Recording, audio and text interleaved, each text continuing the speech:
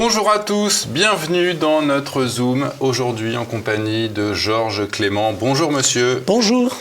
Georges Clément, vous êtes le président du comité Trump France et vous êtes aussi écrivain puisque vous publiez le roman que voici, Les Indésirables, les Waldlewski, des notables et des hommes. Donc c'est un roman en plusieurs tomes, Les Indésirables étant une saga. Indésirables, oui. Et dont voici le dernier tome en date. On peut voir une illustration de la Banque d'Algérie sur la couverture et vous pourrez évidemment retrouver cet ouvrage sur la boutique officielle de TV Liberté. Alors pourquoi, Georges Clément, publiez-vous un roman sur les pieds noirs de nos jours ?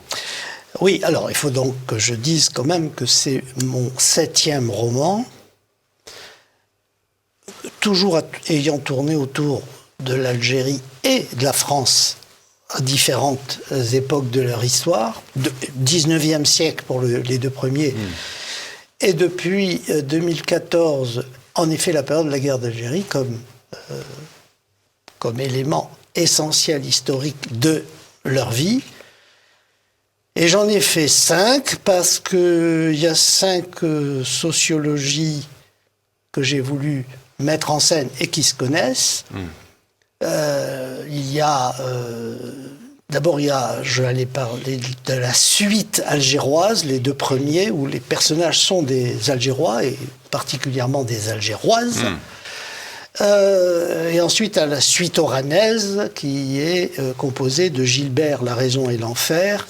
Gilbert étant un garçon né dans les vieux quartiers d'Oran, les bas quartiers comme on les appelait, où je suis né d'ailleurs, personnellement, mais qui, pour des tas de raisons, avec une filiation communiste, je parle de sa famille et de son père en particulier, devient quand même, par les efforts d'études que beaucoup ont contribué à lui permettre de faire, un directeur de cabinet du député-maire d'Oran.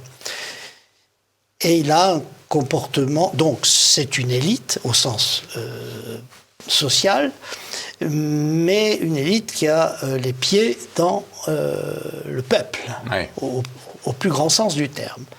Et celui-ci, donc, les Waldlewski, sont des Français d'origine polonaise qui vivent à Oran entre 1901 et 1962. Oui, 1901 étant l'année d'arrivée du père, qui n'est pas dans le roman, puisque lui est mort depuis 1934, mais de Jacques, puisqu'il était petit garçon en arrivant. Donc, c'est là, l'année d'implantation à Oran. Voilà, c'est leur avis, c'est leur vie et leur ascension aussi. Alors, pourquoi les pieds noirs ? Pourquoi parler des pieds noirs aujourd'hui ? La réponse la plus simple, c'est d'abord parce qu'ils sont toujours vivants, pour une grande partie d'entre eux. Bien sûr, nous avons beaucoup de nos parents qui sont à la tombe, mais il y en a encore qui vivent et qui ont eu des enfants étant nés là-bas. Voilà. Moi, je suis de la génération 1944, mais enfin, il y a des enfants, j'ai des cousins qui sont nés en 60-61, donc ils ont été élevés, dans leurs premières années là-bas. Donc ils existent. Et quand un peuple historique existe, il n'y a pas de raison de ne pas essayer de montrer dans le détail, c'est tout l'objet de ce travail, de cette œuvre littéraire, parce que, vous savez, les historiens, je sais, j'ai fait un livre d'histoire également sur ce sujet, mais d'histoire, ils font de grands traits. Ils ne peuvent pas rentrer dans le détail de la chair et du sang et des pensées intimes de chaque. Sans l'avoir vécu. Même s'ils l'ont vécu, parce que par exemple des histoires contemporaines existent et leurs auteurs ont vécu cette période, donc même s'ils l'ont vécu jeunes, je vous l'accorde, mais enfin ils l'ont vécu, j'allais dire que la corporation des historiens professionnels, là, s'entend, sont des gens qui vont vers l'analyse et la mise en évidence de détails historiques à condition que ça concourt à une thèse. C'est pas du tout l'objectif de ce travail. Moi, ce que je voulais montrer, c'était que le peuple pied noir en Algérie, enfin qu'on a appelé pied noir, moi je l'appelle après 62. Oui. Bon, moi je l'appelle jamais comme ça, mais enfin bon, c'est vrai que c'est rentré dans les mots, dans l'histoire et dans les mœurs. Oui, c'était les Français d'Algérie. Les Français d'Algérie. Alors, les Français d'Algérie comprenaient les Européens, chrétiens, si vous voulez, alors de toute origine. Là, j'ai pris polonais, mais dans des autres livres, il y a les vraies familles de base d'Oran qui sont des Espagnols. Oran était une ville espagnole à 50-60% de sa composante. Donc, les Européens et les Juifs. C'était même administrativement. Dans les rapports d'attentats quotidiens dans les journaux, et donc venus de la préfecture administrative, il y avait les FSNE, Français de souche européenne, FSE, pardon, Français de souche européenne, et FSNA, Français de souche nord-africaine. Et curieusement, les Juifs qui, en Algérie, sont de souche nord-africaine, au sens qu'ils étaient indigènes, ils étaient là au moment de l'arrivée des Français, et ils étaient même là quand Oran était espagnol pendant 3 siècles. Donc, ils sont indigènes. Ils étaient là à l'époque de l'Empire romain, d'ailleurs. Et ils sont classés parmi les Européens. Et dans les listes d'attentats, vous avez les deux.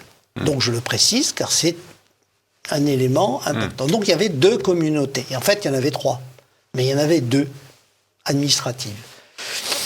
Alors on sent des éléments, on sent une certaine nostalgie dans votre récit. Est-ce qu'il y a des éléments autobiographiques ? Non, aucun. D'accord.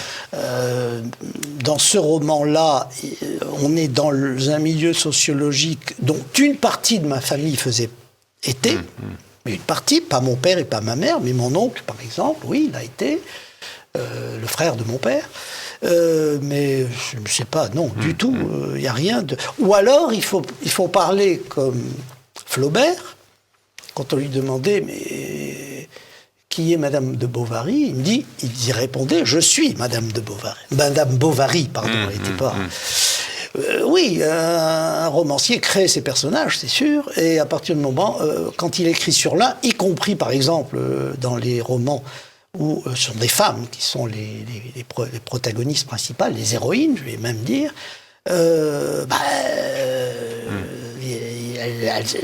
j'y ai mis un peu de moi. Voilà. Donc, ça, c'est une question bateau auquel, je veux dire, tout roman peut être un peu autobiographique, tout au moins au niveau des ressentis, des sentiments, donc, et de la psychologie, et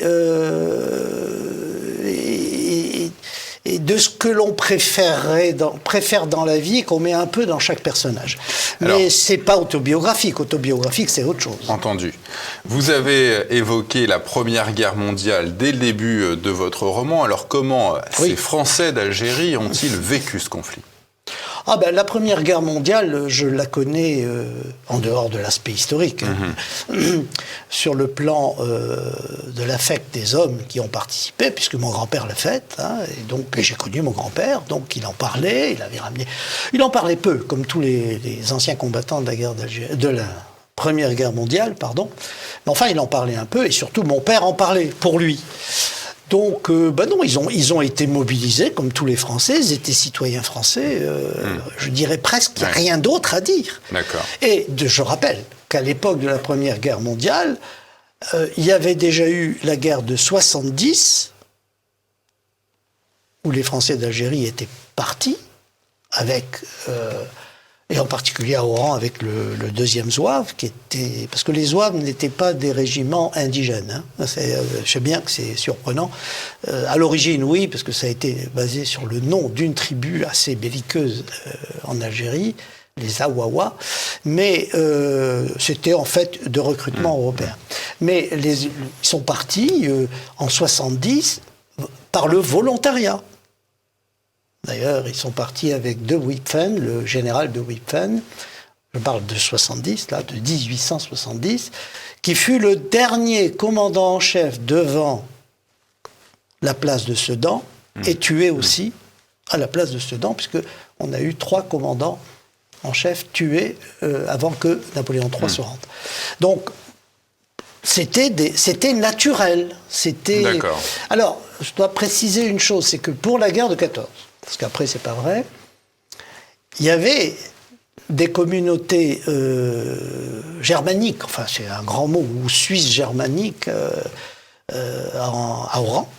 Ben, là, moi, je mets des Polonais, mais il y avait des Allemands, si vous voulez. Et ça a posé des soucis avec la partie française, alors française soit naturalisée, soit d'origine, qui les suspectait d'être du côté prussien. Il y a eu des incidents. Voilà, pour la Première Guerre mondiale, ce que je peux en dire. Alors, pendant la Seconde Guerre mondiale, du 3 au 6 juillet 1940, donc c'est une période avant la remise des pleins pouvoirs à Pétain, la Royal Navy lance une attaque à Mers el-Kébir contre la Marine nationale française. Qu'est-ce qu'on peut retenir de cet épisode ? D'abord, comme l'ont pensé beaucoup d'officiers de marine anglais, et importants, comme par exemple le capitaine Holland qui a joué les négociations. Bon, je ne le mets pas c'est pas un objet de roman, mais avant le démarrage du tir, il y a eu un ultimatum, et cet ultimatum fait qu'il y a eu une négociation entre l'amiral de la flotte française et le capitaine Holland. Holland a dit plusieurs fois après que c'était un scandale ce qui s'était passé. Pourquoi ? D'abord parce que les Anglais et les Français, je parle des marins, là, je parle de la marine, étaient ensemble à Alexandrie, dans certains nombres de ports, au début de la Seconde Guerre mondiale, et fraternisaient depuis un moment. Donc ça a été quand même pas simple pour des officiers anglais et de marine d'obéir à l'ordre de Churchill, il faut bien le dire, qui était de détruire au canon la flotte française. Ça a été un massacre, 1300 marins français tués pour le premier jour, parce qu'il y a eu deux choses. Il y a eu le 3 juillet et il y a eu le 4 juillet.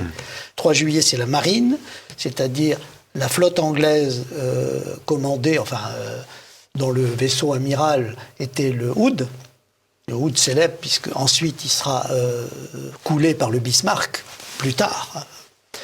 Et plusieurs autres unités, et un porte-avions, l'Arc Royal, qui était avec eux. Là, c'était au canon. Ils ont ouvert le feu sur les bateaux français, qui étaient nombreux. Il y avait quand même 4 cuirassés, 2 modernes, j'allais dire, le Dunkerque et le Strasbourg, et 2 de la Première Guerre mondiale, le Provence et la Bretagne. Et il y avait toute l'équipe, c'est pas le mot, l'escadre des contre-torpilleurs français, dont le Mogador et d'autres, qui étaient considérés comme les contre-torpilleurs les plus rapides du monde à l'époque. Techniquement, il y avait cet aspect-là. Puis d'autres bâtiments, bien sûr. Donc c'est une flotte importante. Et ils étaient à la mare. Et en fait, surtout les cuirassés, qui avaient leur batterie importante à l'arrière, étaient à l'avant, justement, étaient à la mare, cul au quai, comme on dit, et donc ont eu des problèmes pour tourner leur batterie vers le large, puisqu'il n'y avait pas un angle capable d'aller à 180 degrés. Donc ils étaient handicapés, et mon Dieu, un bâtiment à l'arrêt, à la mare, puis on ne met pas un cuirassé de cette taille en route et en chauffe, comme on disait, ils n'étaient pas à vapeur, mais quand même en chauffe, le diesel, en 2 minutes. Il a fallu longtemps, d'où le Dunkerque, je ne dis pas de bêtises, oui, qui a été très abîmé sur place. Il n'a pas coulé, mais il a été très abîmé. Le Strasbourg a pu en effet couper ses amarres à la hache et finir par sortir, passer devant Oran, tirer sur la flotte et s'échapper vers Toulon, où il se sabordera 2 ans plus tard. Donc voilà. Et quant aux contre-torpilleurs, c'est leur rapidité qui ne les a pas tous sauvés. Il y en a eu plusieurs coulés, mais qui ont pu gagner le large aussi. Ouais. Bon. Ça a été un massacre de 1300 marins. On est en 1942 et l'un de vos personnages dit ceci: là-bas gronde le monde sans qu'ici on n'en perçoive rien. Alors évidemment, le conflit s'est passé principalement en France. Alors comment vivaient à l'époque les Français d'Algérie ce conflit? Une fois, il y a eu les mobilisés, bien sûr. Donc ceux-là étaient ou soit dans des camps de prisonniers en Allemagne, soit démobilisés, donc, et retournés et étaient revenus en Algérie. Mais finalement, le travail continuait, l'agriculture produisait, c'était. Alors, bien sûr, il y avait des restrictions, ça va de soi, parce que beaucoup de produits venaient de France dans un certain nombre de domaines, pas dans tous, mais dans un certain nombre de domaines, ils n'en venaient plus, donc c'était plus compliqué. Heureusement, nous, je parle d'Oran, avec l'Espagne tout près, il y avait quand même des approvisionnements espagnols. Mais enfin, l'Espagne sortait d'une guerre civile, donc elle n'était pas non plus dans une grande forme économique. Mais à part ça, c'était pas la France, il n'y avait pas d'occupation. Déjà, c'est beaucoup. Et la zone libre en France, on fonctionnait un peu comme la zone libre, probablement, avant 1942, je veux dire avant que les désirs Allemands descendent. Voilà, les Allemands descendent, mais sûrement plus libres, parce que peut-être qu'il faudrait comparer cette façon de vivre avec ce que vivaient les Français de métropole en zone libre sur la Côte d'Azur. Oui. Alors après la guerre, vous indiquez qu'un fossé va se creuser entre chrétiens et musulmans, notamment à cause du Parti communiste qui cherche, dites-vous, à détruire l'équilibre entre les ouvriers de toutes origines. Alors quelle était la stratégie du PC en l'occurrence? Je rappelle que Lénine avait dit que la route de Paris passait par Alger. Donc c'était une stratégie que de casser d'abord l'Empire français en général, car après la Seconde Guerre mondiale, l'Indochine était encore française, par exemple. Donc l'Empire était... Et l'Algérie en faisait partie, pour les raisons que j'ai dites, stratégiques, parce que les communistes voyaient le monde comme aspirant au communisme de façon absurde, parce que pour eux, la pauvreté égalait l'internationalisme et égalait l'adoption de leur idéologie. Ce qui n'est pas vrai, évidemment, et en Algérie en particulier, et dans les pays arabes, à cause de l'islam. Mais ça leur passait par-dessus la tête. Ils ne le comprenaient pas. Alors ils se sont mis en œuvre pour saboter, comme ils l'ont toujours fait. Ils l'ont fait en France aussi. Ça veut dire que là, il n'y a pas de grande différence. Il y a eu des grèves insurrectionnelles ici. Donc, je rappelle quand même qu'il y a eu des trains sabotés par la CGT en France, en métropole, juste après la guerre, et avec des morts nombreux. Donc, ils n'en faisaient pas plus. Le problème, c'est que on est rentré dans une période... Alors, si, il y a un problème qu'il faut soulever, c'est pour ça que leur stratégie, c'est que le premier Algérien d'origine, de religion musulmane, a entré dans l'idée d'indépendance, c'est pas Ferhat Abbas, on pourra parler tout à l'heure, c'est Mesaliadj. Et Mesaliadj... à quel moment c'était? Avant la guerre, dans les années 30. D'accord. Donc, Mesaliadj, lui, qui a créé l'Étoile nord-africaine, qui était un de ses mouvements, puis après le MTLD, a été adhérent du Parti communiste en France. Donc, il y avait déjà un ferment, mais un ferment presque institutionnel par le fait qu'il était adhérent. Il avait sa carte. C'était un communiste. Et en fait, il est revenu en Algérie. Je ne sais pas, je crois que c'est juste après la guerre. Alors quand 45, pour Mesaliadj, je n'ai pas les chiffres les dates en tête. Et puis là-bas, il a commencé à faire un mouvement d'indépendantistes, mais avant celui du FLN. Donc alors, on est largement avant. Au début de la décennie 1950, vous évoquez donc le rôle de ce nationaliste Ferhat Abbas et de son mouvement l'Union démocratique du manifeste algérien. Alors est-ce que c'est à partir de Ferhat Abbas que là vraiment on rentre dans la mécanique du début de la guerre civile algérienne? Même pas. Enfin, même pas. Oui, il en est un des ferments. Là-dessus, on est d'accord. Ferhat Abbas était juste avant la guerre d'Algérie, donc la Seconde Guerre mondiale, donc au moment où je viens de parler de Messaliadj, qui lui était engagé dans quelque chose d'assez compliqué. D'ailleurs, j'ai oublié de le dire. Il était adhérent au Parti communiste en France, mais il était en même temps un religieux fervent. Bref, tout ça va lui poser des problèmes après. Mais Ferhat Abbas, à ce moment-là, donc dans les années précédant la Seconde Guerre mondiale, et on a des textes de lui magnifiques, j'ai cherché l'Algérie, l'Algérie, mais au sens de la nation algérienne, partout, dans les cimetières, ailleurs, et je ne l'ai pas trouvé. Enfin, le texte est meilleur que ça, car il était écrit, et je ne l'ai pas en tête par cœur. Donc c'était un partisan puisque c'était le début des ferments avec Messaliadj des idées indépendantes, c'était un partisan du maintien de l'Algérie dans la France, Ferhat Abbas.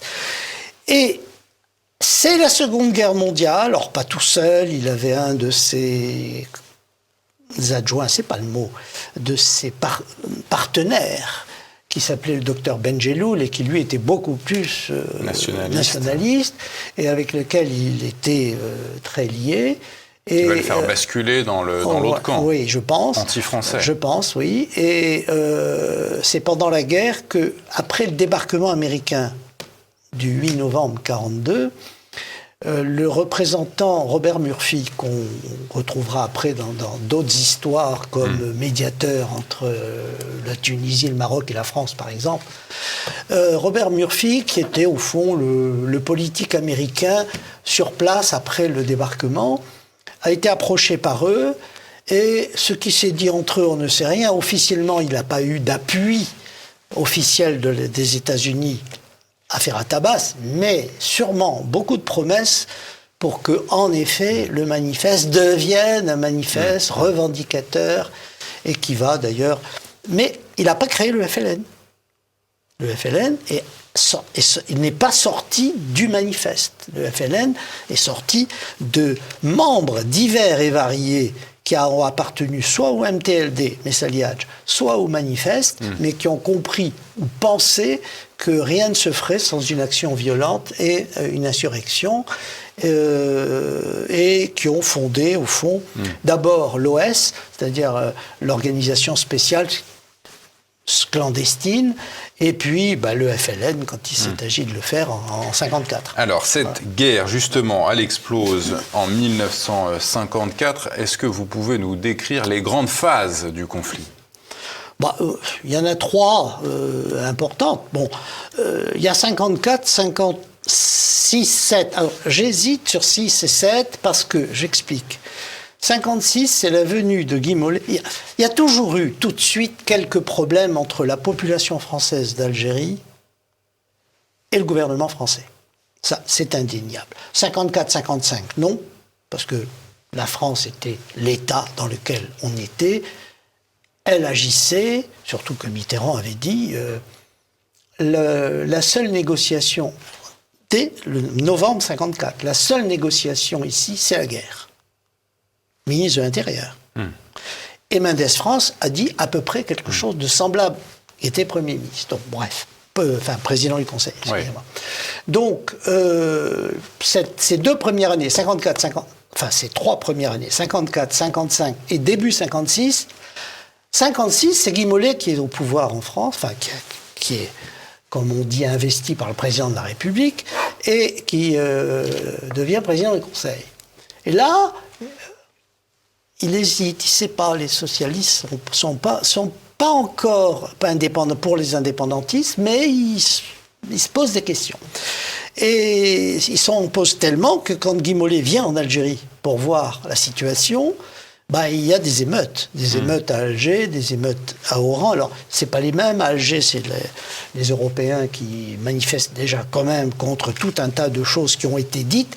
Et puis parce qu'ils voulaient nommer le général Catroux comme, pas gouverneur, on l'appelait plus gouverneur, mais résident, ministre résident en Algérie. Et Catroux était connu pour être arabophile, au sens alors du Moyen-Orient même, mais enfin, on savait parfaitement que Catroux était un général favorable à l'indépendance de l'Afrique du Nord, enfin des pays d'Afrique du Nord. Donc, il y a eu des émeutes. Et Guy Mollet, en passant à Alger, a constaté plusieurs choses. La première, c'est que ceux qui étaient dans la rue étaient des ouvriers. Et ça, alors, évidemment, c'était pas le colon qui était là. Enfin, le colon, avec la description qu'en faisaient les métropolitains.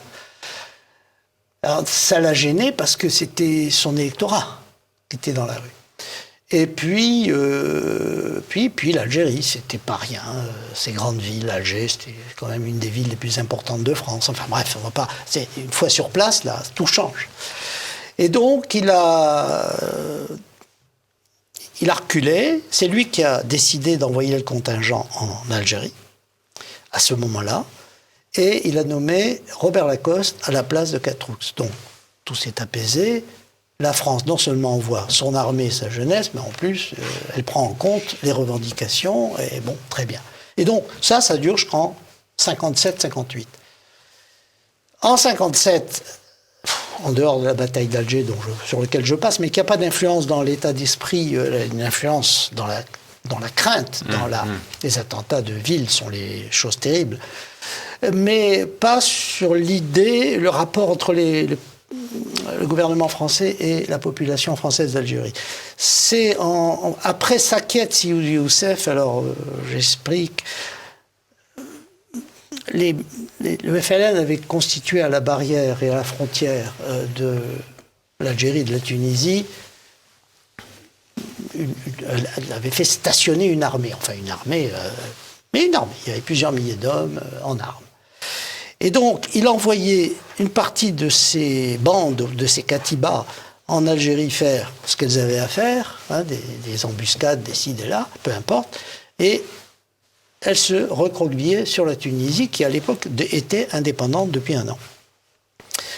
Et pire, de Tunisie, leur artillerie tirait sur l'armée française. Donc il y a eu un moment où ce qui s'est passé, c'est que des soldats français ont été faits prisonniers et emmenés en Tunisie, dans cette région donc de Sakiet Sidi Youssef, et qu'il y a eu des bombardements sur les autorités. Donc les généraux en chef en Algérie, le général Salan, qui était le commandant en chef de l'armée d'Algérie, et le général Jouot, qui était le commandant en chef de l'aviation, ont décidé de réagir et de bombarder les zones d'artillerie. Ça étonnerait personne en ce moment. Que fait la Russie sur les artilleries ukrainiennes? Elle les bombarde, évidemment. Bon, même si c'est de l'autre côté de la frontière nouvelle, on ne va pas rentrer là-dedans, c'est encore autre chose.